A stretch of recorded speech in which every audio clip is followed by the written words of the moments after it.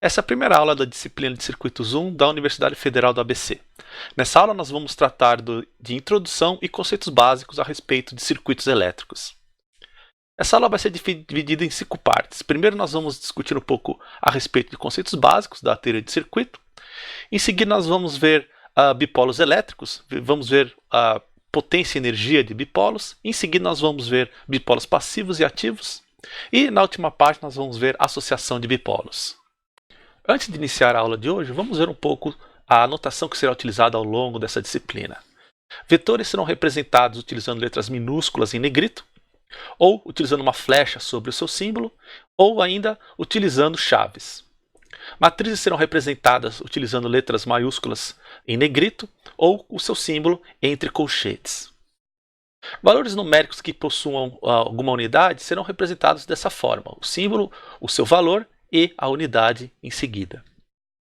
Fasores serão representados utilizando letras maiúsculas em negrito e utilizando aqui esse acento circunflexo. E aqui tem a representação de magnitude e fase desse fasor. Então temos a magnitude e aqui a fase. Aqui é um exemplo com a fase em graus. Podemos também representar o fasor utilizando fase em radianos. Então não há indicação de unidade aqui. Se não houver indicação de unidade, trata-se de radiano.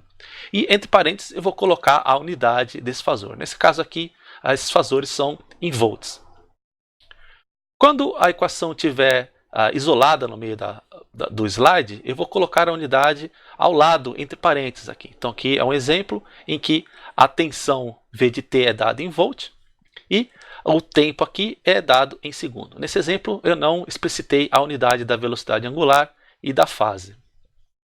Se a expressão estiver no meio de um texto, eu vou utilizar esses colchetes aqui para separar as unidades da expressão para que não haja confusão entre variáveis e o símbolo da unidade. E lembre-se que se não estiver especificada a unidade da velocidade angular ou a unidade da fase, devemos assumir radianos por segundo e radiano. Nos slides irão aparecer alguns quadros, tá? Então cada cor tem um significado. Os quadros azuis são conceitos centrais, então eu vou destacar alguma coisa importante a respeito daquele slide.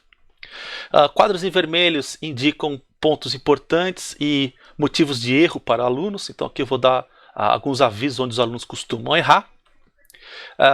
As caixas cinzas serão comentários relacionados e observações adicionais a respeito do assunto. Os blocos verdes serão utilizados para exemplos, então teremos o enunciado do exemplo e em algum deles teremos uma linha tracejada e em seguida a solução. Dicas para os alunos serão apresentadas em quadros magenta e questões que serão abordadas ao longo da disciplina, ao longo das aulas, serão apresentadas em quadros laranja. Vamos então começar a aula com os conceitos básicos a respeito de circuitos elétricos. Bom, a primeira questão é o que é um circuito elétrico, né? Então, o circuito elétrico ele é um modelo matemático que se comporta como um dispositivo real. Então, nesse exemplo aqui, eu teria um dispositivo de uma lanterna, composto por 2 pilhas, aqui uma lâmpada incandescente, um interruptor, e esse aqui seria um circuito equivalente desse dispositivo, aqui, onde as pilhas são representadas por 2 fontes de tensão, de 1,5 volt cada uma. RC modela a resistência elétrica de contato entre a pilha e a mola, entre as pilhas e a pilha e a lâmpada. E RL é a resistência aqui dessa lâmpada. Além disso, eu coloquei, para modelar esse interruptor, eu coloquei uma chave aqui que abre e fecha. Então agora eu poderia, por exemplo, tentar responder a pergunta: quanto tempo dura essa lanterna acesa? Pode ser uma questão que eu queira responder. Para isso nós vamos ter que resolver esse circuito. E a questão é, bom, será que nós precisamos utilizar as equações de Maxwell para resolver esse circuito? A resposta é não. Nós podemos fazer uma simplificação das equações para poder achar a solução que nos interessa.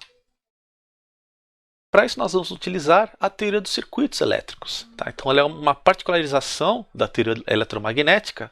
Então na teoria eletromagnética geral de Maxwell, nós temos basicamente 3 incógnitas. Nós temos que trabalhar com campo elétrico, com campo magnético e densidade de corrente. Note que são 3 grandezas vetoriais aqui. Porém, com as simplificações da teoria de circuito, As incógnitas se resumem a corrente elétrica e tensão elétrica, são grandezas escalares. Então, essa simplificação aqui auxilia na solução dos circuitos. Resta saber agora quando a teoria de circuitos pode ser utilizada. Para isso, nós devemos observar o seguinte postulado. Então, a teoria de circuitos pode ser aplicada se o comprimento máximo do seu circuito for muito menor que 1/4 do comprimento de onda mínimo do seu sinal. Então, L máximo tem que ser muito menor que lambda mínimo sobre 4, onde lambda mínimo é a velocidade da luz dividido pela maior frequência do seu sinal. Bom, por que desse valor? Então vamos considerar um trecho de um condutor ideal aqui. Vamos observar, por exemplo, a tensão em um ponto A. Vamos imaginar que essa tensão aqui fica oscilando de forma senoidal. Tá? Então o que vai acontecer é que essa oscilação aqui é uma onda, então essa onda vai começar a se propagar ao longo desse condutor. Então vamos imaginar que a onda se propaga dessa forma aqui. Então ela vai andando para a direita aqui. Tá? Então vamos considerar agora um ponto aqui distante do ponto A. Então note que a tensão nesse ponto B não é igual à tensão no ponto A, mesmo isso sendo um condutor ideal. Por quê? Porque eles estão a uma longa distância e essa onda precisa se propagar até chegar em B. Então, enquanto essa tensão aqui, por exemplo, é máxima, em B o valor da tensão é esse valor negativo. Tá? Já se considerando um ponto C próximo ao ponto A, note que quando essa tensão oscila entre o máximo e o mínimo, a tensão em C será praticamente igual à tensão em A, porque essa distância aqui é muito pequena. Tá? Então é isso que esse postulado está dizendo. Se o seu circuito, se os pontos do seu circuito são todos muito próximos em relação a esse comprimento de onda aqui, então você pode utilizar a teoria de circuito, significa que em todos os pontos desse condutor a tensão vai ser a mesma. E por que lambda sobre 4? Porque na verdade representa o tempo de subida dessa senoide. Né? Então se tem uma senoide aqui, esse trecho aqui é lambda sobre 4. Então aqui nós temos um exemplo. Então eu tenho uma rede de distribuição de energia elétrica em 60 Hz e devemos considerar 60 Hz em mais 4 harmônicas. Então vamos ver qual que é o comprimento máximo de um circuito, de tal forma que a teoria de circuitos possa ser aplicada. Então a frequência máxima de sinal será 5 vezes 60, 5 porque são 4 harmônicas acima da frequência básica aqui 60. Então 5 vezes 60 será 300 Hz. Então o comprimento de onda associado a essa frequência será C dividido por essa frequência. Então temos 1000 km. Então lambda mínimo sobre 4 será 250 km. Então o seu circuito deve ser muito menor que 250 km. Então se você estiver analisando a rede elétrica de uma pequena cidade, você pode utilizar aí a teoria de circuitos. Um outro exemplo, eu tenho um receptor FM em 100 MHz, então o comprimento de onda a 100 MHz será C dividido por essa frequência, que dá 3 metros. 1/4 desse valor será 75 centímetros. Então o seu circuito precisa ser muito menor que 75 centímetros para que a teoria de circuitos possa ser utilizada. Circuito elétrico é então um conjunto de caminhos fechados de condutores por onde podem ou não passar correntes elétricas. Nesses caminhos nós vamos colocar uma série de dispositivos, aqui temos resistores, capacitores, indutores, fontes, etc. Se o postulado continuar válido nesse meu circuito, então o comprimento máximo maior desse circuito for muito menor que 1/4 do menor comprimento de onda, então a teoria de circuitos pode ser utilizada para a sua solução.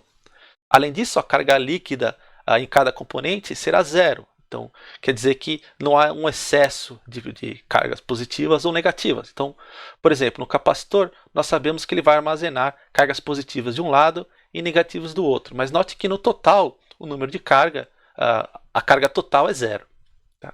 E também nós vamos considerar que não existe acoplamento magnético entre os componentes desse circuito. Vamos agora ver carga e corrente elétrica. Carga é uma propriedade da matéria, né, que vai causar o aparecimento de uma força, seja de atração ou repulsão, quando estiver na presença de uma outra matéria com carga. Então, há dois tipos de carga que são denominadas arbitrariamente de positiva e negativa. Tá? Então, elétrons apresentam uma carga dita negativa e prótons apresentam uma carga dita positiva. Nêutrons não apresentam carga. Agora, quando essas cargas estiverem em movimento, nós estabelecemos o que nós chamamos de corrente elétrica. Tá? Então, corrente elétrica é a taxa de variação de carga ao longo do tempo, tá? Por exemplo, uma área que essa corrente esteja atravessando. Calculando o limite dessa razão, aqui nós temos o que nós chamamos de corrente instantânea. Então, a corrente é a derivada temporal da carga. Bom, mas quem carrega essa carga? Né? Então, são os portadores. Tá? E temos diversos tipos de portadores dependendo da situação. Em materiais condutores, por exemplo, metais, são os elétrons que fazem a condução. Então, os elétrons são os portadores de carga. Em eletrólitos, são os íons, cátions e ânions, que vão fazer o transporte de carga. Então, note que em eletrólito temos portadores positivos e negativos de carga. Em semicondutores, quem transporta são os elétrons e lacunas. Tá? E quando nós temos plasma, são elétrons e íons que fazem essa condução. Então, esses são os portadores de carga. Quanto ao fenômeno físico, a corrente pode ser do tipo de condução, como ocorre em metais. Pode ser por convecção em íons e eletrólitos. Por exemplo, nosso corpo é cheio de íons, então eles que fazem a condução de corrente elétrica. Pode ser também por difusão, que é o que ocorre em cristais semicondutores. Então temos a difusão de elétrons e lacunas aqui dentro desse par PN.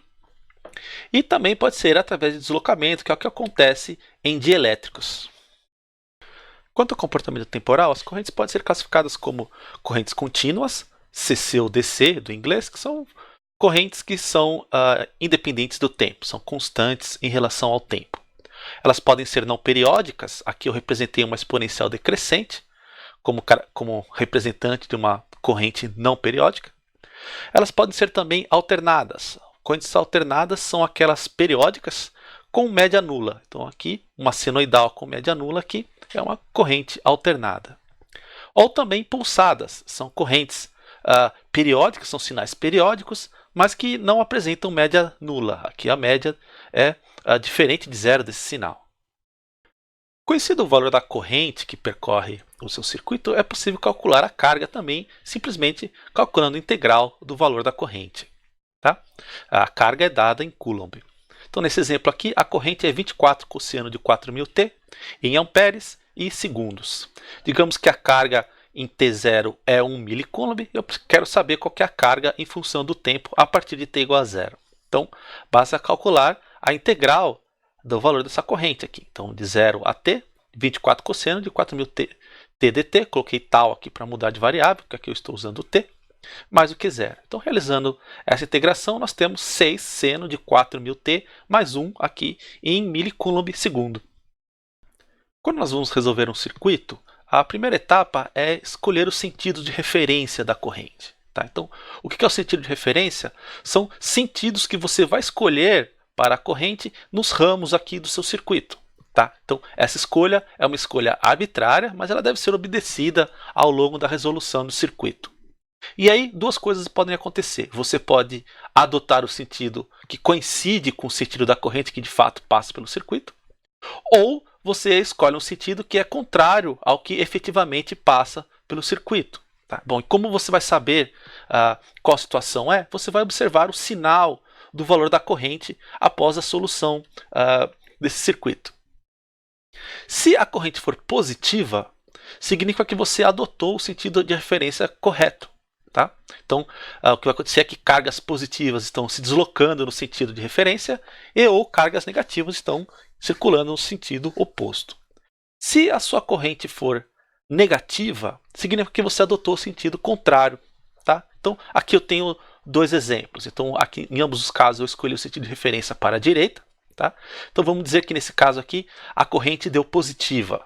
Tá? Então, isso significa que a corrente efetiva está de fato passando da esquerda para a direita. Então, portadores positivos estão indo para a direita ou portadores negativos estão andando para a esquerda aqui. Se a corrente for negativa, significa que a corrente de fato está passando da direita para a esquerda. Então note aqui, ó, os portadores positivos estão andando para a esquerda e os negativos estão andando para a direita.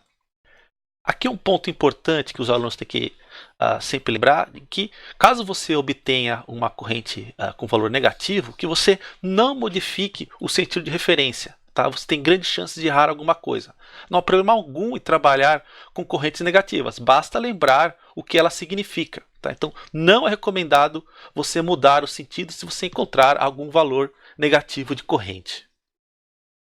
Bom, por que a gente usa, né, o sentido de corrente para portadores positivos? Porque isso é uma origem histórica. Tá? Então Benjamin Franklin, em 1700, aqui em torno de 1750, adotou esse padrão. Tá? Na época eles não conheciam a estrutura do átomo e eles achavam que a eletricidade funcionava como o movimento de um fluido. Então se você tivesse um corpo com excesso desse fluido, então ele obteria uma carga dita aqui positiva.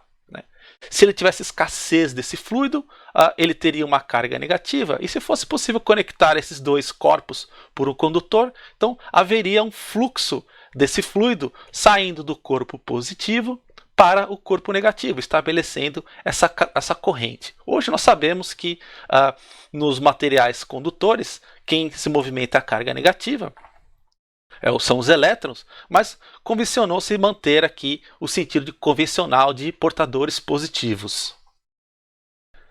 Agora, como que a gente mede corrente elétrica no laboratório? Nós utilizamos um equipamento chamado amperímetro. Tá? Ele é um equipamento usado para medir corrente elétrica. Esse aqui é o símbolo dele que nós costumamos usar em circuitos elétricos. E esse dispositivo tem dois terminais, um chamado positivo e um chamado negativo, e o valor da corrente medido por esse instrumento assume que o sentido de referência é entrando pelo terminal positivo dele. Então ele circulando aqui nesse desenho de cima para baixo. Tá? Então, se o valor da corrente for positivo, então significa que a corrente está descendo aqui com um valor especificado. Se o valor indicado for negativo, indica que então a corrente está efetivamente subindo pelo amperímetro. A conexão desse equipamento para fazer a medição da corrente é feito em série com o seu dispositivo. Por exemplo, nesse exemplo aqui eu quero medir o valor da corrente que passa nesse resistor aqui. Então o que eu vou fazer? Eu vou colocar o equipamento aqui em série no circuito. Então eu interrompo a linha e coloco o meu equipamento aqui fazendo a conexão dos dois terminais. Tá? Do jeito que eu desenhei aqui, então esse aqui é o terminal positivo, esse aqui é o negativo, então ele vai medir a corrente que está descendo por esse ramo. E hoje em dia nós utilizamos muito o multímetro para medir corrente elétrica. Ele é um equipamento que mede diversas grandezas elétricas. Para a medição de corrente, nós fazemos o seguinte. Nós escolhemos aqui na chave seletora a opção A, ou MA para miliampere, e nesse caso aqui também tem uma opção microampere. Então a chave, você seleciona uma dessas três aqui conforme a necessidade. E nós devemos determinar quais são os terminais que nós devemos ligar. Usualmente os equipamentos têm um terminal aqui de comum que serve como terminal negativo do amperímetro. Tá? E dependendo de onde você liga a chave seletora, você tem algumas opções que tem que escolher a correta. Então, por exemplo, se você escolher aqui o A, você deve usar esse terminal 20A para a medição. Esse 20A significa que essa porta aqui consegue medir até 20 amperes. Tá? Então, esse aqui vai ser o terminal positivo e esse é o negativo. Então, o valor indicado, se for positivo, é a corrente que entra por esse terminal e sai por esse. Se você quiser fazer medições na casa de miliampere nesse equipamento, você precisa trocar aqui o terminal positivo. Você vai usar essa outra porta aqui que está escrito MA. Nesse dispositivo, microampere também será medido por essa porta. Vamos agora estudar o conceito de tensão elétrica. Então, a tensão elétrica é a quantidade de trabalho gasto ou recebido quando nós movemos uma carga positiva unitária dentro de um campo elétrico. Tá? Então, é possível mostrar que a tensão VAB entre um ponto A e o B é dada por essa integral de linha entre os dois pontos do campo elétrico. Tá? Então, eu tenho um campo elétrico. Se eu quiser saber qual que é a tensão entre A e B, eu calculo a integral de linha sobre um caminho do campo elétrico. Aqui eu fiz um desenho esquemático de uma pilha. Tá? Mostrei aqui os dois terminais, terminal positivo A, terminal positivo, negativo B. Então, se eu quiser saber quanto vale VAB, a tensão entre os terminais desta pilha, basta eu calcular a integral de linha. Eu vou usar aqui como caminho exatamente aqui o caminho do campo elétrico dentro aqui do meu condutor. Então, note que essa integral de linha, como o meu percurso sai de A e vai até B, então o dl será paralelo e apontando no mesmo sentido que o campo elétrico. Tá? Então, E escalar dl será um valor positivo. Tá? Então, será a integral de um valor positivo que vai dar um valor positivo, que é o que deveria ser, né? Porque uma pilha, por exemplo, de 1,5 volt, se eu calcular essa integral aqui, tem que dar 1,5, porque é a tensão entre os terminais. Bom, nós temos vários tipos de geradores de tensão. Né? Podemos ter geradores que utilizam ação química, por exemplo, em baterias e pilhas. Através de magnetismo, que são geradores elétricos, nas usinas hidrelétricas, etc, etc.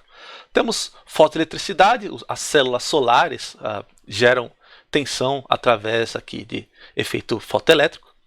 Termoeletricidade, nos termopares e células Peltier. Piezoeletricidade em cristais piezoelétricos, então microfones usam esse tipo de coisa. E por fricção, como nos geradores de Van der Graaf. Uma observação aqui que os alunos costumam se confundir, o termo correto é tensão. Tá? O termo voltagem não deve ser utilizado.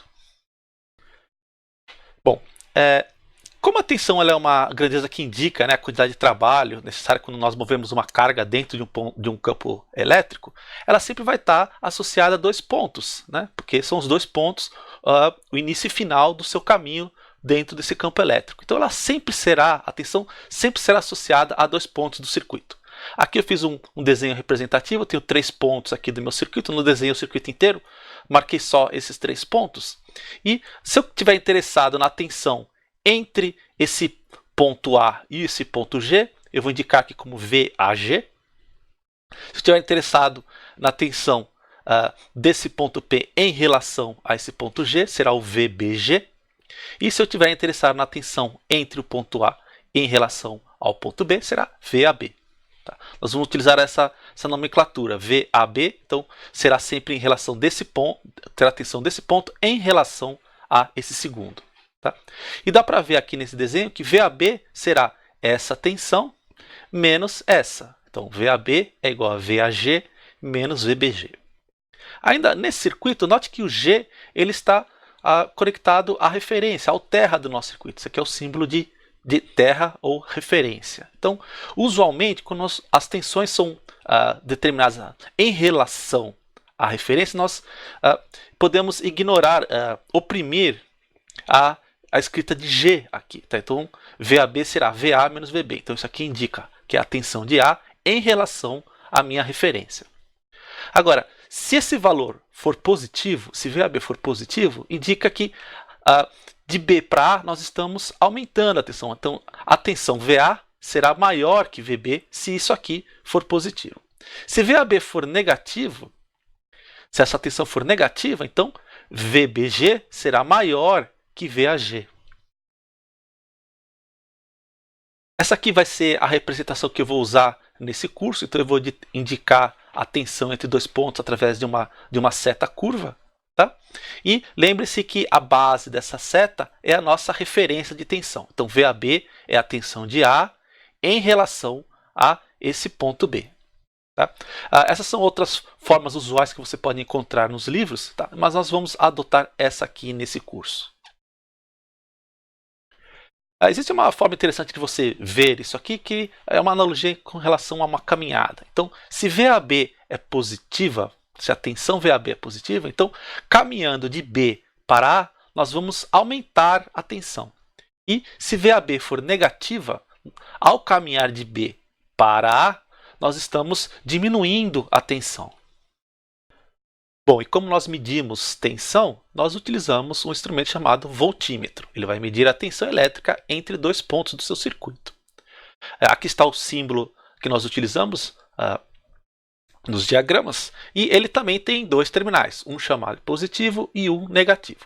O valor indicado pelo instrumento será a tensão do terminal positivo em relação ao terminal negativo. Então, será uma seta indicada como aqui no diagrama. Então, se o valor medido for positivo, significa que caminhando do terminal negativo para o terminal positivo, nós aumentamos a tensão. Se o valor indicado pelo instrumento for negativo, então, caminhando do terminal negativo para o positivo, nós estamos diminuindo a tensão. A utilização desse equipamento é feita através da ligação em paralelo com o ramo que nós estamos medindo, ou os dois pontos. Então, por exemplo, nesse exemplo aqui, eu quero medir a tensão VAB, a tensão desse nó em relação aqui ao nó B. Então, nós vamos ligar o equipamento em paralelo. E note que, como eu coloquei o terminal positivo no A e o negativo no B, o valor indicado será VA em relação a B. Lembrar também que o voltímetro ele fornece a tensão entre dois pontos, e não necessariamente entre o ponto e a referência, depende de como nós ligamos o instrumento. Por exemplo, esse primeiro instrumento aqui, instrumento 1, está medindo a tensão entre esse ponto A e esse ponto B. Então, ele está indicando VAB. Tá? Esse instrumento 2 aqui está medindo a tensão entre o ponto B e o ponto C. E nesse exemplo aqui, o ponto C é a referência. Tá? Então, VBC é VB menos VC, mas VC é igual a zero nesse exemplo. Então, VBC aqui coincide com a tensão VB em relação à referência. Mesma coisa com esse instrumento aqui, está medindo a tensão entre o ponto A e o ponto C. Então, VAC é VA menos VC, e o VC sendo a referência, então teremos VA. Então, esse instrumento aqui também está medindo a tensão do ponto A em relação à referência. Mas por quê? Porque eu estou conectando os terminais negativos do instrumento 2 e 3 aqui na referência. Caso contrário, ele vai simplesmente medir a tensão entre dois pontos. Para utilizar o multímetro para fazer a medição de tensão, nós utilizamos a chave seletora no indicativo V, tá? E nós devemos utilizar o comum como terminal negativo, e aqui o terminal indicado com uma letra V para ser o terminal positivo, em vermelho, aqui para fazer a leitura. Então, se o valor indicado for positivo, significa que essa tensão é maior que essa. Se for negativo, então, se o valor for negativo, então essa tensão será menor do que essa que está conectada aqui ao comum. Vamos agora ver os conceitos de valor médio, valor eficaz e valor pico a pico. Quando nós trabalhamos com sinais variantes no tempo, é comum utilizarmos algumas medidas, tá? Isso é especialmente utilizado em sinais periódicos. Um deles é o valor médio, o outro é o valor eficaz, ou RMS em inglês, e também aqui o valor pico a pico. Começando pelo valor médio, então, basicamente, é a média do sinal dentro do intervalo de tempo. Então, seja uma função f de t, o valor médio é a integral dessa função dividida pelo intervalo de tempo de interesse. Se o sinal for periódico, nós podemos integrar dentro de um período. O valor eficaz, ou RMS, é dado por essa expressão aqui. Será a integral do quadrado da minha função. Então, essa integral aqui vai retornar um valor positivo sempre, dividida pela diferença de tempo aqui do intervalo de interesse. E tudo isso raiz quadrada. Se a função for periódica, nós também podemos integrar apenas dentro de um período.